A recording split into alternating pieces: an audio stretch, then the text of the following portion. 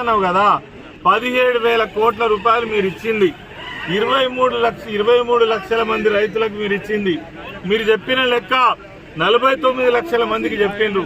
మరి ఎటుబాయ్ 49 లక్షలలో మిగిలిన రైతులు ఏం కావాలి? వాళ్ళు ఎక్కడ తిరగాలి? ఏం చెప్పాలి? మీరు మీ హామీ ఎవరన్నా అడిగినరా? మీకు మీరే చెప్పిండ్రు. డిసెంబర్ 9 తారీఖు తీసుకోమని చెప్పిండ్రు. రుణమాఫీ పోయింది. రైతు బంధు ఇంకా 15 రోజులైతే కోతలు వస్తాయి. మరి రైతు భరోసా దిక్కు లేదు.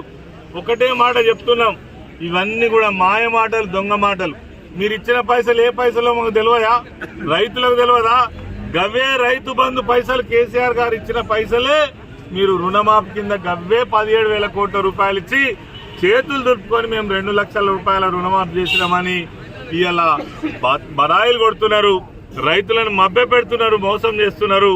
ఇది తగదు. రైతు లేనిదే రాజ్యం లేదు. రైతు ఏడ్చిన రాజ్యం మరి ఎక్కడ కూడా బాగుపడలేదు. కాబట్టి ఇప్పటికైనా రైతుల పక్షాన మేము అడుగుతున్నాం, 100కి 100 బాళ్ళు అర్హులైనటువంటి రైతులందరికీ కూడా రుణమాఫీ చేసి తీరాలని డిమాండ్ చేస్తున్నాం.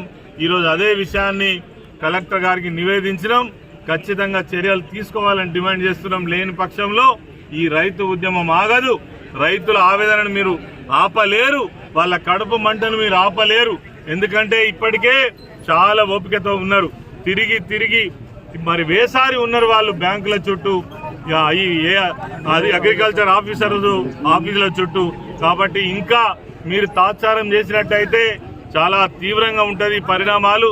వెంటనే ప్రభుత్వం స్పందించి, మీరు మాయ మాటలు చెప్తున్నారు, లెక్కలు తీస్తున్నాం, పక్కలు తీస్తున్నాం, లేదంటే మళ్ళా అప్లికేషన్లు తీసుకుంటున్నాం, మళ్ళీ విడతల వారిగా ఇస్తామని, వీటికి అన్నిటికీ ఏదైనా ఒక గ్యారంటీ ఉన్నదా? ఏ మీటింగులన్నా ముఖ్యమంత్రి చెప్పిండా? చెప్పలే. సంబరాలు చేసుకున్నారు.